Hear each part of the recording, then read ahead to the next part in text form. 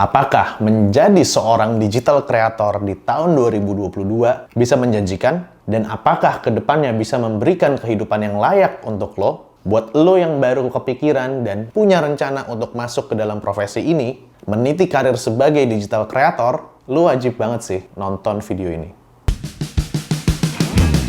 Karena muda itu cuma sekali. Karena kita nggak tambah muda.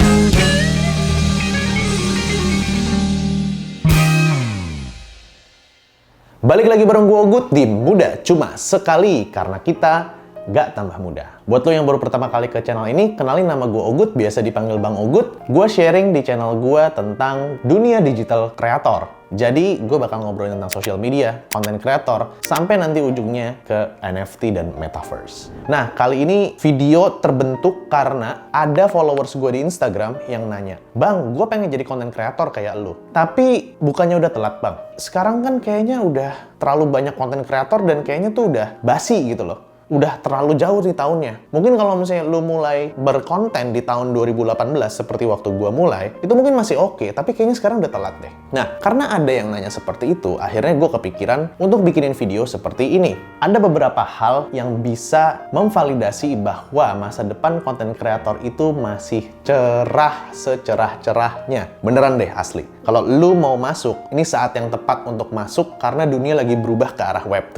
Di video ini gue jelasin 4 alasan kenapa masa depan konten kreator setelah tahun 2022 ini tuh cerah. Kita mulai dulu dari yang pertama. Yang pertama, alasannya kenapa konten kreator masa depannya cerah, karena adanya pergeseran supply dan demand seorang konten kreator. Lu inget gak? Di tahun 2020, konten kreator itu panen banget. Gua panen juga di tahun 2020. Dimana karena adanya pandemi, akhirnya semua aktivitas menjadi online. Orang-orang yang berbisnis offline yang masih skeptis tentang digital marketing atau endorse-mengendorse influencer mulai melirik ke arah sana di tahun 2020. Akhirnya, meledaklah tuh permintaan dari seorang konten kreator. Akhirnya job endorse banyak, konten kreator baru bermunculan, ditambah lagi waktu itu TikTok lagi viral-viralnya, banyak orang-orang yang mulai karirnya sebagai konten kreator di TikTok, dan akhirnya sampai sekarang merambah ke YouTube, ke Instagram, dan lain-lainnya. Karena ada banyaknya permintaan dengan bertambahnya orang-orang yang sadar bahwa ini dunia online nih harus gue masukin nih biar gue cuan nih. Alhasil permintaan dari konten kreator tuh makin tinggi. Nah, sementara di tahun 2022 ini, gue yakin banyak konten kreator yang akhirnya stop konten lagi. Gue kasih tahu alasannya kenapa banyak konten kreator yang akhirnya stop konten lagi. Jawabannya adalah karena mereka tidak bisa mengikuti perkembangan zaman dan algoritma sekarang. Gue bikin konten dari tahun 2018. Di Instagram gue mulai di 2018 akhir sampai 2019 awal. Gue ngeliat banyak perubahan tren dan banyak perubahan algoritma yang terjadi pada tahun segitu sampai sekarang. Contoh, di tahun 2019, yang rame itu orang-orang bikin konten infografik. Kalau misalnya lu tahu infografik tuh seperti apa, mungkin bisa dimunculin sama editor gue di sini nih. Konten infografik tuh kayak gini. Jadi dia sistemnya single image, terus abis itu kasih informasi, abis itu ya udah kelar gitu aja. Abis itu switch tahun 2020, ya kan? Dari 2019 ke 2020, inget gak? Lagi rame-ramenya konten carousel, yang dimana di slide kayak gitu ya, itu di Instagram ya. Di YouTube juga ada pergeseran, yang dimana tadinya mungkin daily vlog di tahun 2018, di tahun 2019 rame yang edukasi, ngomong monolog kayak gini ya, ngomong di depan kamera seperti ini, seperti gua, pindah ke zamannya podcast yang kayak Om Deddy. Nah, di tahun 2022 sekarang, ada baru namanya Instagram Reels, yang dimana orang dituntut untuk ngomong di depan kamera, terus habis itu bikin konten IG Reels short video. Dari perjalanan gua melihat perubahan tren ini, banyak konten kreator yang terlena di zona nyamannya sebelumnya, karena dia udah viral, dan pada saat algoritma berubah, dia tidak beradaptasi dengan kontennya yang baru, akhirnya turun. Ditambah lagi, banyak juga yang udah mencoba beradaptasi, ternyata turun juga, akhirnya dia menyerah. Dan hal inilah yang membuat supply dari konten kreator itu turun, sementara permintaan akan naik lagi.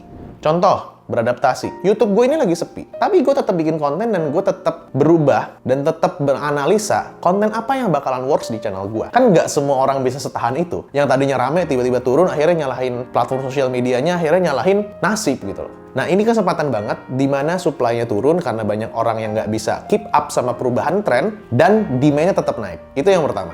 Yang kedua, ini masih menyangkut sama yang pertama tadi. Sebelumnya kan gue bilang bahwa demand content creator itu naik. Salah satunya itu disebabkan adanya Web3 atau dunia metaverse, blockchain, NFT, dan segala macamnya. Kalau misalnya lu belum pernah dengar NFT, lu mungkin bisa cek video gue nanti di end screen, gue akan masukin. NFT itu tuh jadi ngeluarin project-project baru yang dimana projectnya tersebut butuh marketing. Ini menjadi sebuah kesempatan banget buat digital creator yang mengambil jalur influencer. Di mana NFT tersebut, project-project tersebut, itu membutuhkan marketing, membutuhkan boosting biar orang-orang tuh aware dan pengen beli projectnya tersebut, biasanya menggunakan endorsement ke si influencernya. Itu sebagai influencer. Jadi selain perusahaan atau brand yang jualan online atau punya aplikasi, ini muncul nih satu industri baru yaitu Web3 yang dimana mereka tuh jualan NFT dan butuh marketingnya ke lo. Itu bisa.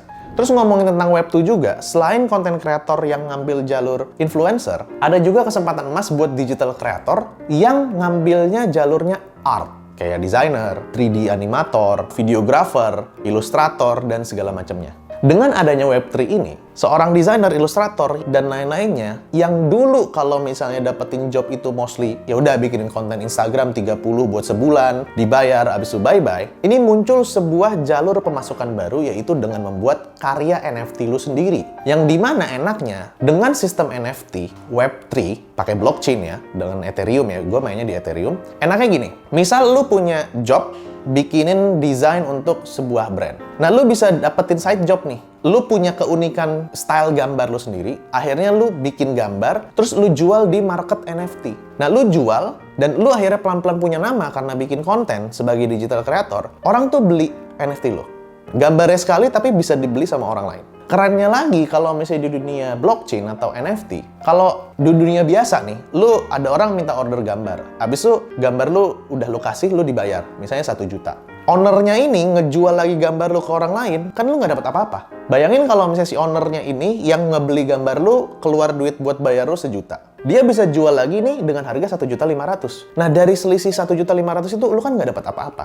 Tapi dengan Web3, dengan adanya NFT, setiap orang yang membeli karya lo, mau owner ke pertama, owner tangan kedua, tangan ketiga, tangan keempat, saat dia melakukan transaksi dan berjualan karya lo bisa dapetin royalti dari sana. Misal, 1.500.000, ya kan, dijual ke tangan kedua ya, orang yang pertama ini. Lu bikin royalti 10%. Jadi dari 1.500.000-nya, pas dijual ke tangan kedua, orang ini dipotong 150.000 transaksinya untuk masuk ke lo. Orang tangan kedua, ngejual lagi 2 juta, dipotong lagi 10%, 200.000 masuk ke tangan lo. Sampai hari kiamat, kalau misalnya karya lo terus diperdagangkan, dan lo bisa membangun reputasi lo sehingga orang-orang pengen beli karya lo akan dapet royalti terus-terusan. Nah, ini yang kedua dan ini keren banget menjadi sebuah revolusi ke depannya. Yang ketiga adalah community dan collaboration.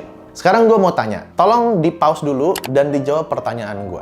Apa sih kelebihan dari seorang influencer atau digital creator yang udah punya followers dibandingin kayak pebisnis online atau kayak misalnya affiliate marketer? Coba silakan tulis di komen dulu, gue penasaran sama pemahaman lo. Oke, gue nggak tahu lu tulis di komen atau enggak, tapi jawaban utama yang paling membedakan antara content creator, digital creator seluruhannya dibandingkan dengan profesi lain adalah kita punya community. Which is, followers itu kita bisa bilang community. Tapi lebih bagusnya lagi, followers itu kita masukin ke dalam sebuah wadah yang dimana community-nya itu bisa langsung direct communication. Jadi kita bisa langsung ngobrol di komunitas, kita aktif di komunitas, hubungannya tuh dekat. Enaknya dari kita seorang influencer atau digital creator yang punya community, itu pertama pastinya dapetin endorse kan? Karena si orang yang punya brand pengen punya akses ke komunitas kita untuk bisa menjualkan produknya dia. Itu yang pertama, itu standar lah, kayak poin nomor 1. Yang kerennya ini adalah dengan kita punya community, kita bisa bikin sebuah program-program atau produk-produk yang memang dibutuhkan sama community kita. Contoh kayak gue. Gue punya community orang-orang yang mau belajar menjadi digital creator. Akhirnya gue bisa bikin kelas online, sama gue bikin community yang premium. Nah, di situ dibutuhkan sama audiens-audiens gue yang ada di komunitas Content Academy. Lo bisa cek kelas online-nya di deskripsi, gue akan kasih linknya, silahkan dilihat-lihat. Siapa tahu lo kebayang dan siapa tahu lo mau daftar, oke? Setelah lo punya community ini, dan lo udah bisa punya fans ke lo gitu loh. Sama kayak Atta Halilintar, lo udah punya komunitas, lo jual baju AHA, lakunya kayak kacang goreng. Lo bisa melakukan yang namanya kolaborasi. Jadi, poin ketiga ini adalah community dan collaboration. yang dimana lu bisa berkolaborasi sama digital creator lain, baik itu influencer, baik itu ilustrator, 3D artist, dan segala macamnya, menggabungkan antara komunitas lu dan komunitasnya dia. Sehingga dua komunitas ini menjadi satu dan lu membuat sebuah project yang dimana projectnya tersebut, hasil akhir barangnya, bermanfaat untuk kedua komunitas tersebut. Alhasil, jumlah orang yang bisa menjadi customer lu karena kolaborasi tersebut semakin besar. Dan project lu bisa semakin besar. Itu manfaat yang ketiga. Yang keempat, mungkin lu adalah seorang yang pengennya kerja kantoran, berkarir di dunia profesional, menjadi content creator, side job gitu ya. Ini juga bermanfaat buat lu. Manfaatnya apa? Sekarang ini makin banyak orang-orang yang membutuhkan jasa pembuat konten. Kita bilangnya adalah social media specialist. Nah, dengan lu sudah belajar dari awal membuat konten, untuk masuk ke dalam sebuah perusahaan yang mengurusi social medianya, bakalan lebih enak. Jadi nggak perlu pusing-pusing ngelamar, yang ngelamar tetap ya, maksudnya klasifikasinya atau proses filteringnya itu nggak terlalu lama. Karena lu udah punya portofolio, lu tinggal bisa bilang, Pak, saya mau ngelamar sebagai social media specialist, saya bantu bangun ini dan saya punya akun ini. Si orang yang punya perusahaan, kalau ngelihat akun lu udah 10.000, 7.000, atau 20.000, itu tuh langsung kayak jatuh cinta, kayak, oh nih orang ngerti cara bikin konten dan cara nge-growing audience. Ya berarti gue bisa percaya dong sama dia untuk jadi karyawan gue, sehingga dia bisa ngurusin akun sosial media gue. Bandingin sama orang yang nggak pernah bikin konten sama sekali. Datang-datang, ditanya bikin konten enggak apa enggak, ya saringannya bakal lebih ketat sama orang-orang lainnya. Itu dari yang influencer. Terus kalau misalnya dari yang digital creator berupa artis, itu tuh ke depan bakalan bagus banget potensi kerjanya. Karena dengan adanya metaverse dan dengan adanya Web3, orang-orang lagi berlomba-lomba bikin NFT, lagi berlomba-lomba bikin metaverse sendiri. Alhasil, dia membutuhkan orang yang bisa nge-3D design, bikin karakter, ilustrasi, bikin video promo, dan segala macamnya. Bener-bener kebuka luas. Karena dunia itu akan mengarahnya ke digital. Mark Zuckerberg juga bilang bahwa orang nanti akan hidup di metaverse. Jadi, segala macam profesi yang byproduct-nya atau hasil produknya adalah sebuah aset digital, video, foto, konten, dan lain-lainnya, itu punya masa depan yang cerah. See you in the next episode of Muda Cuma Sekali, karena kita nggak tambah muda.